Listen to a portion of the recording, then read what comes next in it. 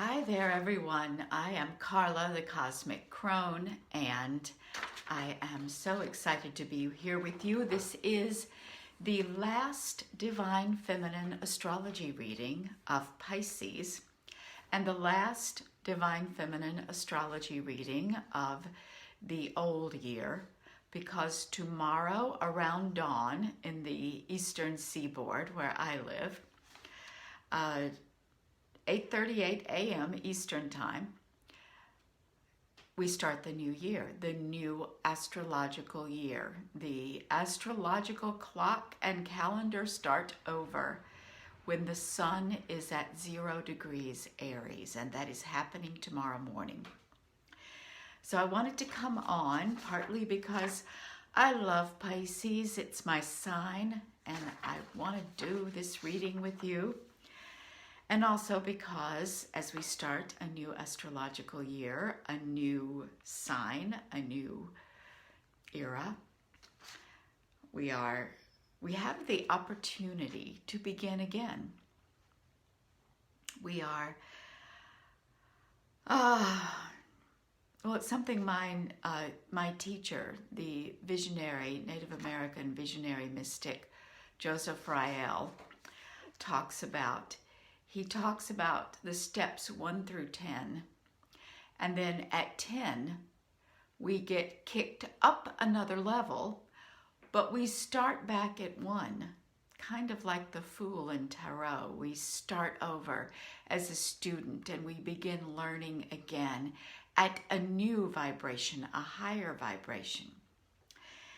But we come to it with beginner's mind. So what energies will support you in coming to this new astrological year with a sense of innocence and anticipation and excitement and beginner's mind, a sense of anything is possible? So what do we see here? Well, I think one of the most potent things, the rising.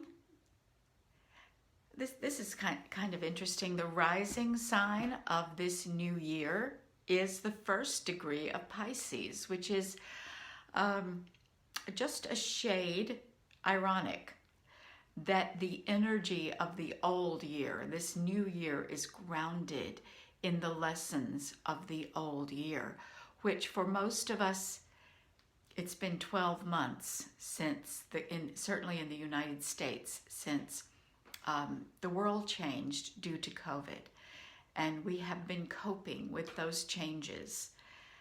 And it's been a year of loss and transformation and changed, altered expectations. It's going to take us a while to process it.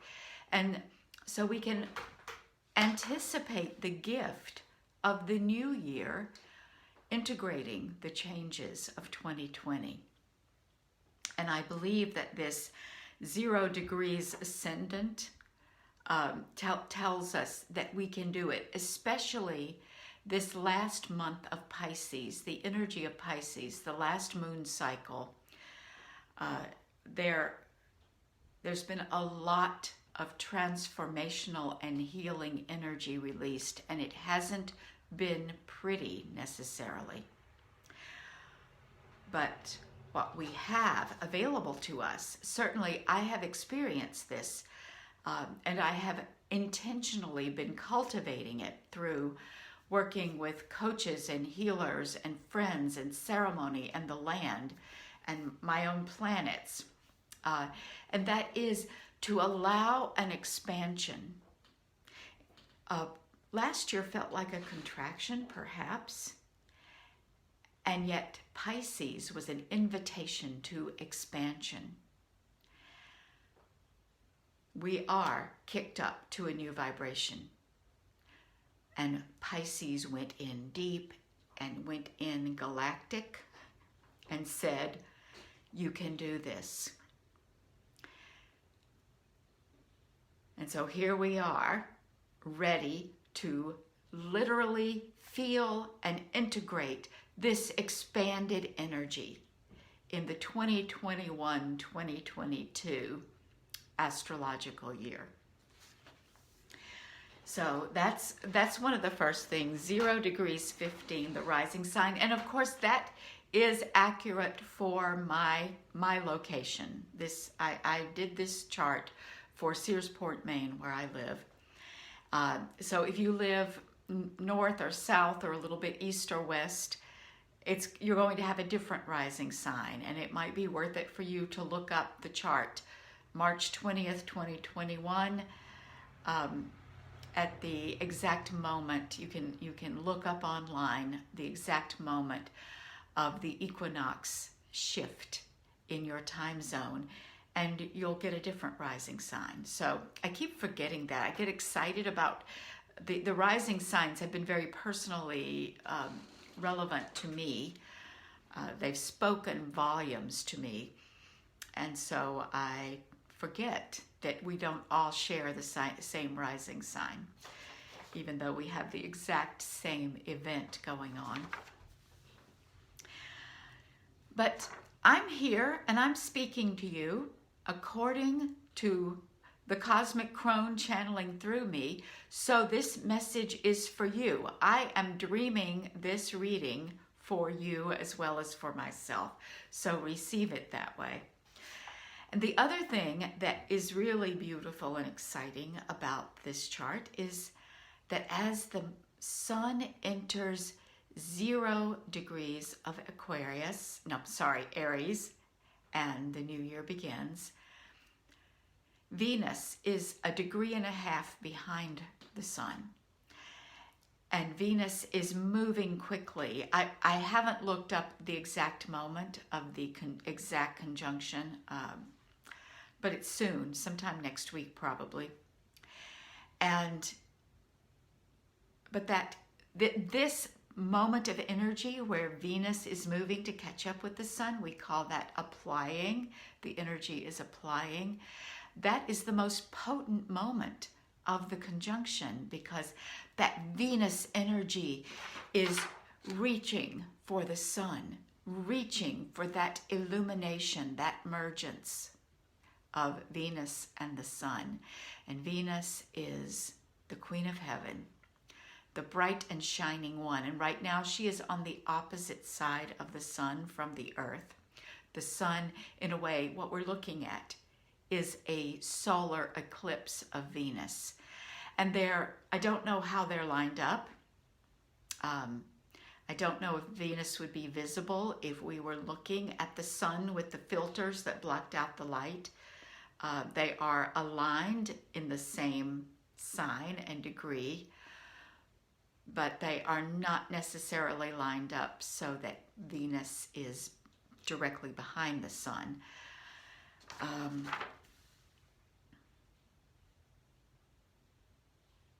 But Venus is as far from the earth as she can be right now. And her energy, that divine feminine energy of Venus, that sensuality and beauty and audaciousness. Venus is a powerful goddess, and she gets what she wants. Among the Olympian goddesses and the Roman pantheon, if Venus wanted it, she got it.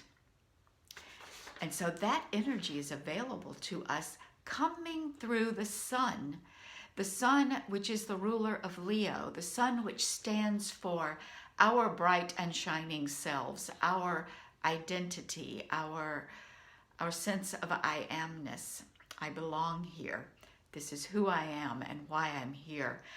And Venus is sending her energy through that filter. So it's a good energy for a new year. Thank you, Venus, for being with us on this one. The other thing, that there is a whole lot that's here, but I want to speak to what I see Pluto doing. Pluto is death and transformation, and he was, wrangling a whole lot of planets in Capricorn for several years. Saturn and Jupiter and Chariklo and all of the divine feminine asteroids, Juno and Hecate and Pallas Athene and Lilith, and a few others. And right now he's all by himself in Capricorn with Pholus in the early stages. And so Pluto is holding down that Capricorn space all by himself. And all of those planets that were in Capricorn for a couple of years, they raced through Aquarius. Chariklo's in Aquarius for the long haul, Saturn's in Aquarius, and Jupiter's in Aquarius, and they'll be there for the next year. The divine feminine planets, the asteroids of Lilith, Pallas Athene, Hecate, those are the three that I see right now. They're now in Pisces, and they are about to merge with Nessus. So they are going to bring a certain flavor and vibration to the ancestral healing that is happening and available in Pisces now. And I will talk about that as we do the new moon and full moon, because those are coming.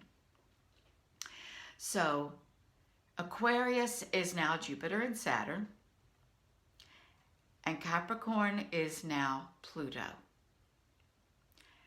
And Pluto is in an exact to-the-minute trine with Algol, the Lilith star, the demonized goddess. So look at this. The king of the underworld, the one who lives in our deep unconscious, the land of death, the land of letting go of all that we think matters. This very energy of Aries and the sun and our identities being reborn in the new year, Pluto is holding that death space where we can let go of the old year, the old life, the old self, because it is time to jump to a new vibration. And that energy is being held by two divine feminine planets or points. Lilith, the Lilith star, Algol, is a star. And she represents the demonized goddess, the one that we were told to fear and deny. And she is holding hands with Pluto across the sky, both in earth signs, grounding and saying, these people need us.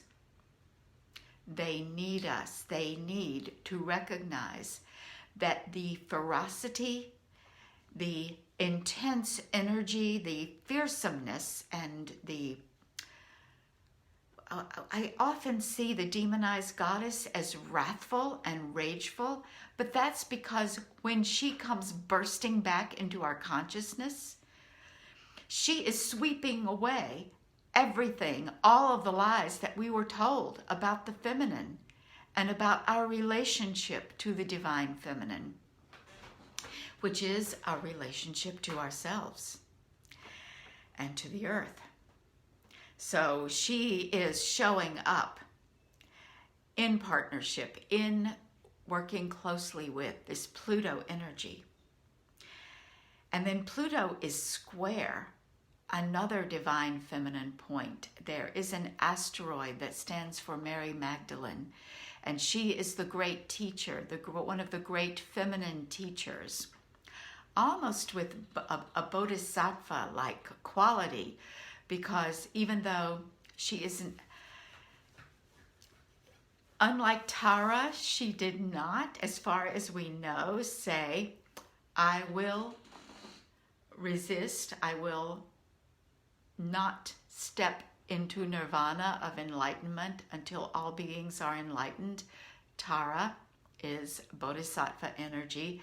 Magdalena is Christ consciousness embodied. Long after this being, Yeshua, whom we associate with Christ, with the Messiah, the Savior, this divine masculine energy that became flesh on the earth and represents something sacrificial, Magdalena lived a very long time. She wrote, she taught, she traveled. She held this energy, anchored it in life, in the earth, in the mountains of France, we are told, the legends go. She held that Christ consciousness energy on the planet long after Jesus was murdered, resurrected, and assumed. The transfiguration was actually while he was still alive, but he went back to heaven. He left, in a sense, the symbolism that has come down through the patriarchal co-opting and shaping of Christianity is that the earth is no good. It is the place of sin and depredation and evil, and our bodies and our sexuality and the goddess. And so they carried Jesus off into heaven. Mary Magdalene planted herself here for a very long life and held that energy to the earth so that it could grow and blossom. Whatever was good and holy and sacred about the life and teachings of this entity we know as Jesus, she anchored it here in the feminine. And so she is square Pluto, which is a square is an aspect that is calling for action. It is calling for us to make a commitment, make a decision, and take a step in order to release that energy. So we have the flow of the demonized goddess into that underworld energy of being represented by Pluto. And then it is going from there to what is required of us in this new year. This is all happening in the transition between the old year and the new. So it is telling us to integrate the old year and to allow the expansion of the new year. We need to be energetically bigger, a higher vibration, a more open heart, a more grounded womb and root.